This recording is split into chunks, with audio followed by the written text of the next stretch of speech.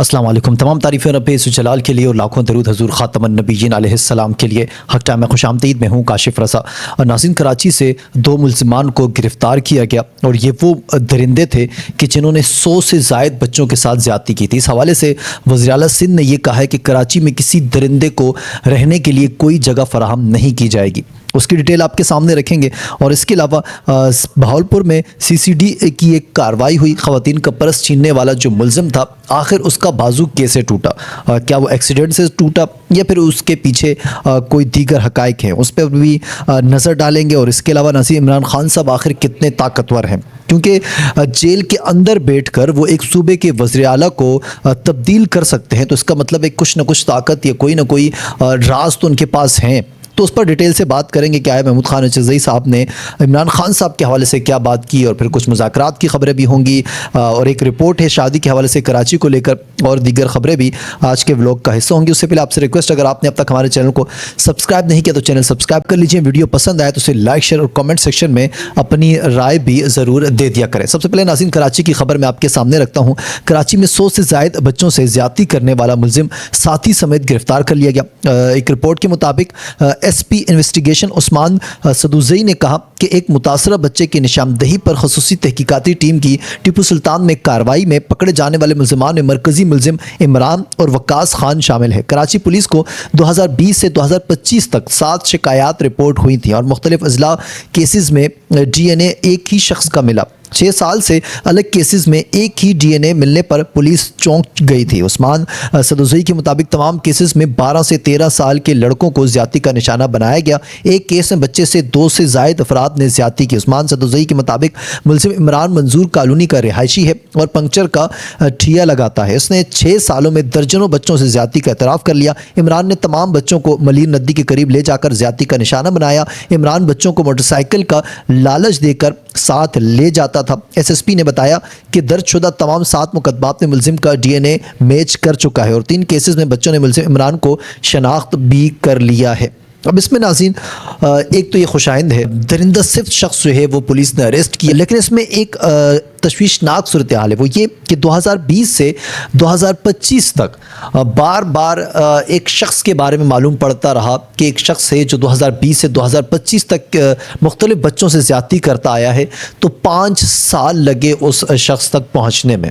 ये मेरे ख़्याल से ये एक वीक पॉइंट हो सकता है हमारी इन्वेस्टिगेशन टीम के लिए कि आया ये 5 साल क्यों लगे। एक ये तो प्लस पॉइंट है, खुशाइंद है कि एक दरिंदा सिर्फ जो है वो शख्स गिरफ़्तार कर लिया गया है, लेकिन 5 साल क्यों लगे वहाँ तक पहुँचने में, ये एक सवाल अपने आप में नाज़रीन मौजूद है। इस हवाले से वज़ीर आला सिंध मुराद अली शाह ने पुलिस को शाबाशी दी कि उन्होंने बहुत ज़बरदस्त काम किया, और उन्होंने मज़ीद अपने बयान में ये कहा कि चाइल्ड एब्यूज़ के केसेस किसी सूरत बर्दाश्त नहीं करूँगा। कराची में बच्चों से ज़्यादती करने वाले मुल्ज़िम की गिरफ्तारी बड़ी कामयाबी है। मुराद अली शाह ने कहा कि अभी तक सिर्फ 7 मुतासरीन सामने आए हैं। पुलिस बाकी मुतासरीन को तलाश करे। मुल्ज़िम के खिलाफ शवाहिद की बुनियाद पर केस जो है अदालत में ले जाया जाएगा। वज़ीर आला सिंध ने IG को हिदायत की कि मुझे रोज़ाना की बुनियाद पर केस की पेशरफ्त रिपोर्ट दी जाए। सिंध हुकूमत के लिए बच्चों से ज़्यादती नाकाबिल कबूल है। बच्चों के तहफ़्फ़ुज़ के लिए हुकूमत सिंध ने कई इक़दाम किए हैं। किसी दरिंदे को शहर में रहने के लिए कोई जगह नहीं दी जाएगी।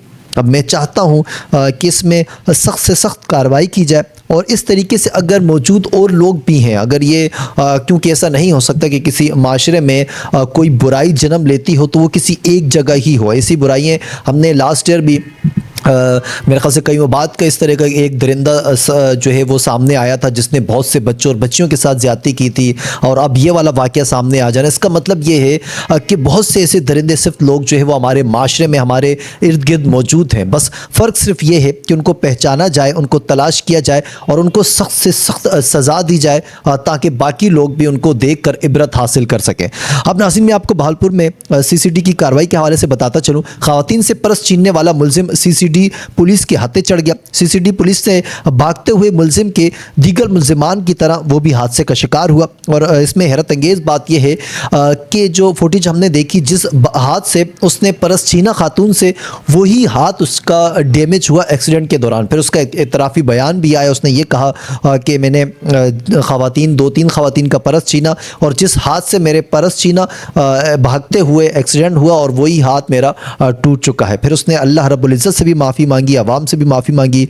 तो इस तरह के जो वाक़यात हैं, आवाम तो इससे काफ़ी ज़्यादा खुश और मुतमईन होती है कि फ़ौरी जो है वो सज़ा हो जाती है। लेकिन इसके पीछे कहीं ना कहीं शकूक व शुबहात भी पैदा होते हैं। बहुत से लोग CCD की कार्रवाइयों के हवाले से सवालात भी करते हैं कि आखिर ऐसा क्या होता है कि अदालत तक मामलात नहीं पहुँच पाते। तो आपको नाज़रीन क्या लगता है, क्या वाकई ये एक्सीडेंट था या फिर ये एक्सीडेंट था?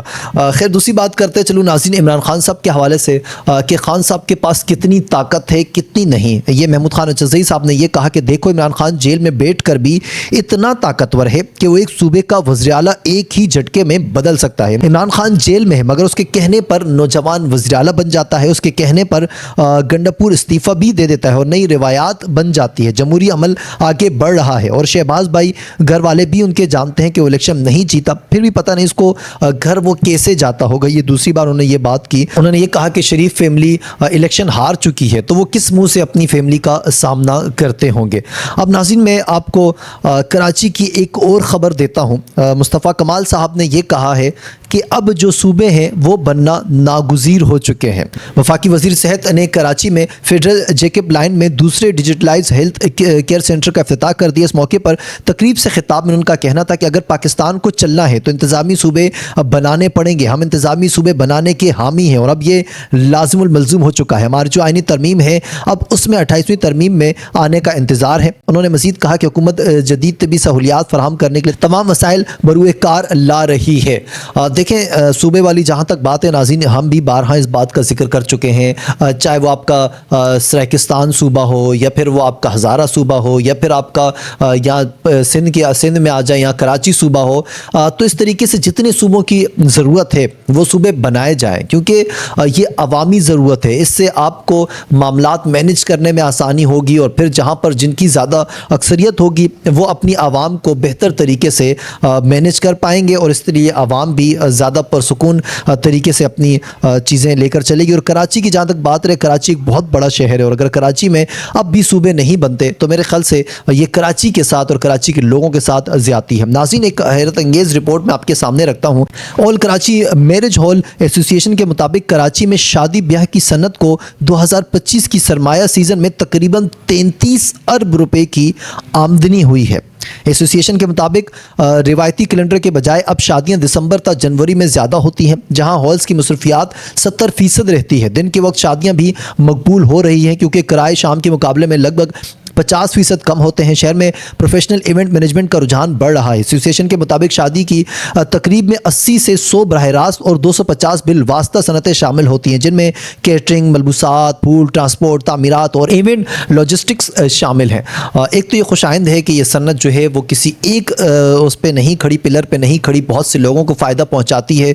लेकिन हैरत अंगेज़ बात यह है कि नाज़रीन 33 अरब रुपये की आमदनी हुई, यानी कि पिछले 2-3 माह में 33 अरब रुपये सिर्फ हॉल में खर्च किए गए हैं या हॉल की मद में, खाने पीने की मद में और दीगर चीज़ों में खर्च किए गए हैं। 2025 में इसका मतलब है कि शादी का रुझान काफ़ी ज़्यादा रहा है। अब नाज़रीन मैं आपको शाहिद आफरीदी साहब के हवाले से एक खबर देता चलूँ। इस्लामाबाद में अपनी नई रिहाइशगाह पर खसूसी गुफ्तगू करते हुए शाहिद आफरीदी ने कहा कि पाकिस्तान को तेज़ी से तरक्की करता हुआ मुल्क देखना चाहता हूँ, मगर उसके लिए सबसे बुनियादी उनसर तसलसल है। उन्होंने तस्दीक की कि वो चंद ज़ाती वजूहात के सबब कराची छोड़कर मुस्तकिल तौर पर इस्लामाबाद मुंतकिल हो गए। साबिक कप्तान का कहना था कि पाकिस्तान और पाकिस्तान क्रिकेट ने दुनिया भर में इज्जत, मकाम और शनाख्त दी। ख्वाहिश है कि अब पाकिस्तान क्रिकेट को मुल्क में वापस कुछ लौटा सकूं। अब उनका ये जो सवाल था कि वो कराची छोड़कर क्यों चले गए, इसमें चहमगोइयाँ चल रही थी, तो उन्होंने ये कहा कि मैं मुस्तकिल तौर पर कराची को खैराबाद कह चुका हूँ। नाज़रीन कुछ मुख्तसर सी बात कर लेते हैं इमरान खान साहब के हवाले से।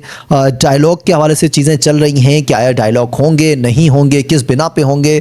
हमें भी महसूस होता है, ऐसा ही होता है कि शायद आने वाले वक्तों में किसी न किसी तरीके से गवर्नमेंट के साथ पीटीआई जो है वो बैठ सकती है। इस हवाले से राना सनाउल्लाह का कहना था कि इमरान खान डायलॉग के हक में नहीं, पीटीआई को बाज़ मामलात में बेहतरी लानी चाहिए, यानी कि वो ये चाहते हैं कि मुज़ाकरात होने चाहिए, लेकिन उन्हें ये लगता है कि शायद खान साहब मुज़ाकरात करने के लिए तैयार नहीं है। दूसरी जानिब मुज़ाकरात के हवाले से बात करते हुए सलमान अकरम राजा साहब का ये कहना था कि जैसे उसूलों पर बात करनी हो वो पीटीआई से बात करें, यानी कि उनके कुछ असूल होंगे, कुछ चीज़ों को वो सामने रखेंगे और फिर उस पर ही बात होगी। मुमकिन तौर पर इसमें खान साहब की रिहाई भी हो सकती है। नाज़रीन, ये था आज का व्लॉग। मुझे इजाज़त दीजिए, कल होगी आपसे मुलाकात। अल्लाह हाफिज़ एंड पाकिस्तान जिंदाबाद।